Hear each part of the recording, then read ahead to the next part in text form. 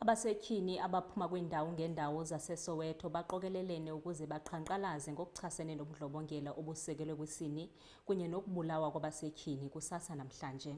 Oku kuphembelelwe kukubulawa ngokumasikizi kukaLikhona Force oneminyaka eli-14 ubudala waseDurban Deep eRoodepoort kwiveki ephelileyo. Abasetyhini abanomsindo bahlaba ikhwelo kurhulumente ukuba aqinise kakhulu iinzame zakhe zokuhlangabezana nalo mbandela obambe ilizwe ngoqhoqhoqho.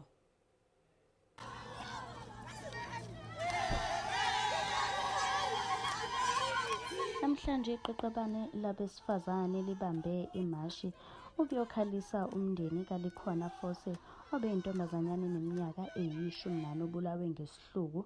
Laba besifazane bathi sekwanele ukubulawa kwabantu besifazane, banxusa uhulumeni ney'nhlaka ezahlukahlukene ey'lwela ezomthetho ukuba zingenelele kulesi sihlava esibi kangaka. We're doing a vigil for Likhona, who passed away on Sunday.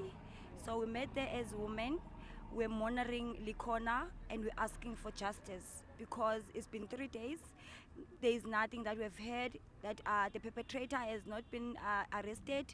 So we are saying as women of Ward 127, we need justice. It must happen today, not tomorrow.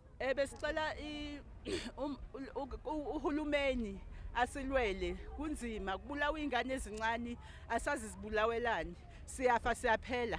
Njenganamhlanje njengoba sikhulumela lengane esilwela lengane esishile khona enye etholakele futhi namhlanje. So hulumeni government wethu sicela usenzele ubulungiswa. Ke tlo go bolla basetsana ba ba dulang mo Durban Deep ha re safe batho ba modimo ha re safe bosigo le motshegare bana ba bolaiwa mo Durban Deep le no yana o mong gape o bolailwe gape ko Bramfisher.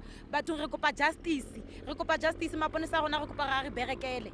Rine sa basizana sa bana batuku ri khofa butungu ngauri ṅwedzi ya u fheli na vhege ya ifheli hu songo bulaiwa ṅwana mutuku. Zwino ri khombela zori ni ri thusevho sa mapholisa ri thuseni. Ndi kale ro eḓela sa basizana ri vho shavha no tshimbila roṱhe ngori ri khou shavha u bulaiwa. Ri khombela mapholisa a ri thuse ri khou pfa butungu, pheni ine vha muṱa vha khou ipfa na rine ri khou ipfa. Na nṋe ndi so ndi a pfa butungu ngori ndi na vhana vha vhasidzana, ndi nga vha ndi mushoma ndi tshi vhuya nda pfa maṅwe mafhungo nga ṅwana. Ri khombela zori mapholisa vha ri thuse zwine zwa khou itea nke KZN na phano Gauteng kha zwi iteye. Babambele mashi bephethe ingqwembe bekhala ngokuhlukunyezwa nokunukubezwa kwabesifazane osekubukeka sekwanda kakhulu eNingizimu Afrika.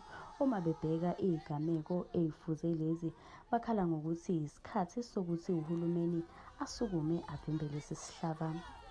Ezindabeni zeSoweto TV, ngingonobuhle wakwaNdlovu.